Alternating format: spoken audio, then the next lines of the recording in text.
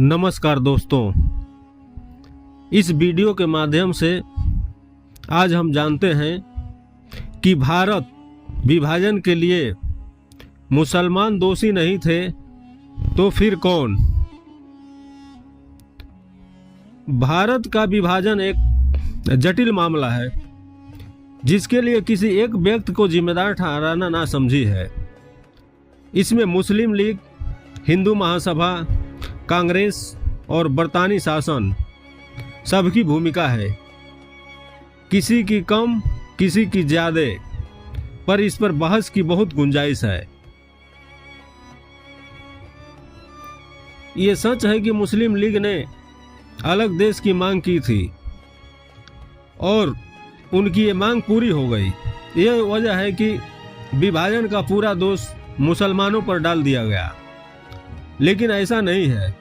सभी मुसलमान विभाजन के पक्ष में थे या केवल मुसलमान ही इसके लिए जिम्मेदार थे। मौलाना आज़ाद और खान अब्दुल गफ्फार खान विभाजन के सबसे बड़ी विरोधी थे। उन्होंने इसके खिलाफ पुरजोर तरीके से आवाज़ उठाई थी, लेकिन उनके अलावा इमारत शरिया के मौलाना सज्जाद, मौलाना हाफिज उर रहमान, तुफैल अहमद, मंगलौरी जैसी कई और लोग थे जिन्होंने बहुत सक्रियता के साथ मुस्लिम लीग की विभाजनकारी रणनीति का विरोध किया था। मोतीलाल नेहरू कमेटी की सिफारिशें। इतिहासकार उमा कौरा ने लिखा है कि विभाजन की रेखा तब गहरी हो गई जब 1929 में मोतीलाल नेहरू कमेटी की सिफारिशों को हिंदू महासभा ने मानने से इनकार कर दिया। मोतीलाल नेहरू कमेटी की अन्य बातों के अलावा इस बात की भी सिफारिश की थी कि सेंट्रल असेंबली में मुसलमानों के लिए 33% सीटें आरक्षित हो। ऐसा जलाल ने लिखा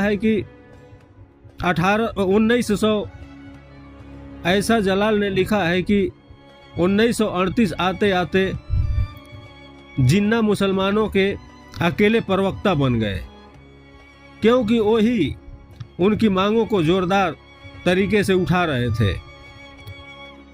दूसरी ओर इतिहासकार चारू गुप्ता ने लिखा है, कांग्रेस के भीतर के हिंदूवादी और हिंदू महासभा के नेता जिस तरह भारत माता, मातृभाषा और गौ माता के नारे लगा रहे थे, उससे बहुसंख्यक वर्चस्व का माहौल बन रहा था, जिसमें मुसलमानों का खुद को असुरक्षित समझना अस्वाभाविक नहीं था।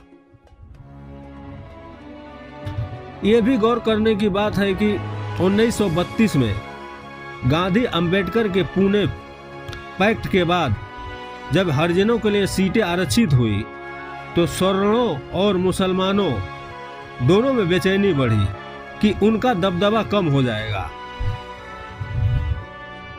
इतिहासकार जोया चटर्जी का कहना है कि 1932 के बाद बंगाल के हिंदू मुसलमानों का टकराव बढ़ता गया, जो विभाजन की भूमिका तैयार करने लगा।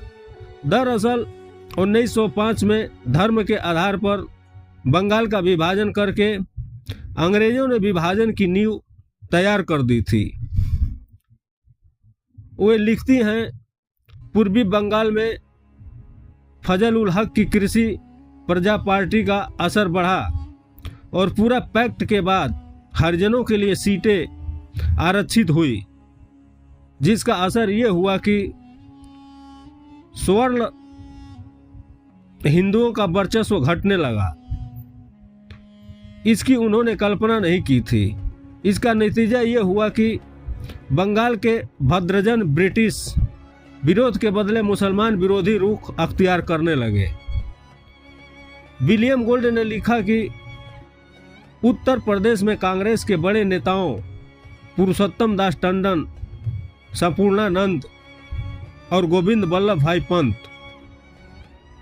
का झुकाव हिंदुवाद की ओर था, जिसकी वजह से मुसलमान अलग थलग महसूस कर रहे थे।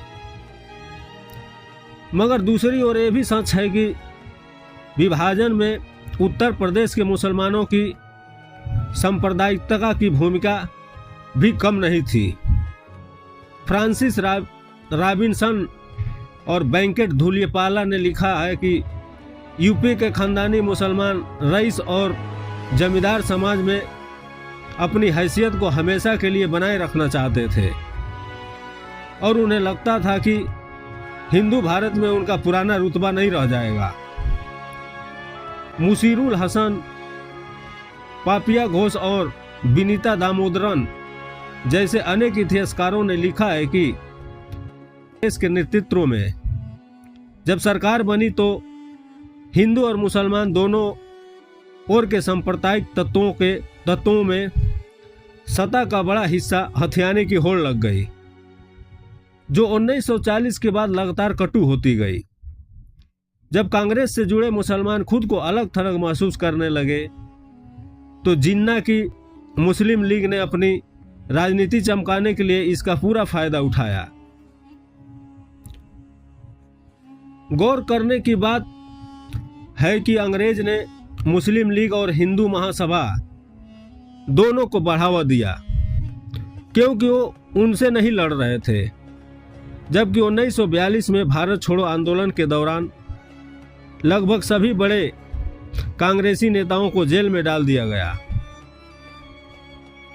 ऐसे में लीगी महासभाई तत्वों की बन आई। आप अगर समझते हैं कि मुस्लिम लीग और हिंदू महासभा के बीच कोई झगड़ा था तो आपको जरूर जानना चाहिए कि जब कांग्रेस के नेता जेल में थे तो बंगाल सूबा सरहद और सिंध में मिलकर सरकारें चला रहे थे, जिससे उनकी सांप्रदायिक राजनीति मजबूत हुई। साथ ही गांधी नेहरू ने जो हिंदू मुस्लिम एकता की बुनियाद रखी थी वो कमजोर हो गई। समाजवादी नेता मनोहर लोहिया ने अपनी किताब में गिल्टी मैन ऑफ पार्टीशन में लिखा है कि कई बड़े कांग्रेसी नेता जिनमें नेहरू शामिल थे वे सत्ता के भूखे थे, जिनकी वजह से बंटवारा हुआ। नामी गिरामी इतिहासकार बिपिन चंद्रा ने विभाजन के लिए मुसलमानों की सांप्रदायिकता को जिम्मेदार ठहराया है, जबकि कुछ इतिहासकारों का कहना है कि 1937 के बाद कांग्रेस मुसलमान जनमानस को अपने साथ लेकर चलने में नाकाम रही, इसलिए विभाजन हुआ। कई इतिहासकारों का यह भी मानना है कि 1946 के बाद जब सांप्रदायिक हिंसा नियंत्रण से बाहर हो गई तो विभाजन के अलावा कोई विकल्प नहीं रह गया। इस बात से इनकार नहीं किया जा सकता कि अंग्रेजी हुकूमत ने भी स्थिति को बद से बदतर बनाया। माउंटबेटन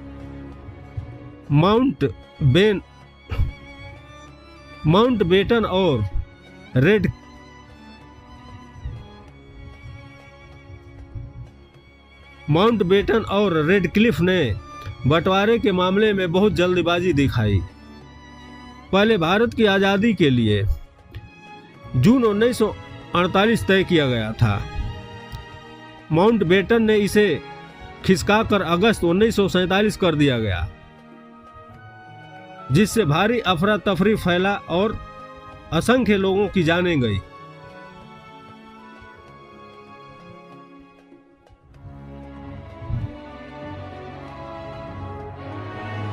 कुल मिलाकर बंटवारा एक ऐसा मामला है जिसमें सब लोग ये ढूंढने की कोशिश करते हैं कि जिम्मेदार कौन है, लेकिन समझने की बात है कि इतनी बड़ी घटना के पीछे एक व्यक्ति नहीं बल्कि बहुत सारी शक्तियां काम कर रही थी। तो इस वीडियो में दोस्तों यहीं तक और देखते रहिए हमारे चैनल।